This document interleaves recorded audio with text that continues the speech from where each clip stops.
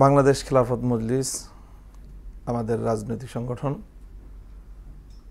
তা আমরা যেমনটা আপনি বলছিলেন যে 5ই আগস্টের পর থেকে বাংলাদেশে একটা আবহ তৈরি হয়েছে এবং বিশেষ করে ইসলামী জনতার মধ্যে যারা ইসলামী রাষ্ট্র ব্যবস্থা দেখতে চায় তাদের সকলের মধ্যে একটা জন আকাঙ্ক্ষা তৈরি হয়েছে যেন ইসলামী সংগঠনগুলো সব ঐক্যবদ্ধভাবে অথবা মিনিমাম একটা সমঝোতার মাধ্যমে আগামী নির্বাচনে তারা অংশগ্রহণ করে।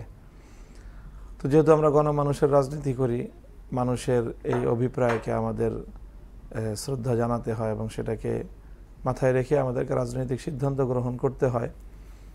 তো সেটা আমাদের বিবেচনায় আছে। আবার বিএনপিও আমাদের বিভিন্ন সময়ে ঐতিহাসিক কারণেই রাজনৈতিকভাবে আমাদের তাদের সাথে মিত্রতার ইতিহাস আছে। বিএনপির সাথেও অনেক সময় যোগাযোগ হয়েছে, এখনও যোগাযোগ অব্যাহত আছে। আমরা এখনও পর্যন্ত আমাদের বাংলাদেশ খেলাফত মজলিসের পক্ষ থেকে আগামী নির্বাচনে আমাদের অংশগ্রহণের কৌশল চূড়ান্ত করিনি।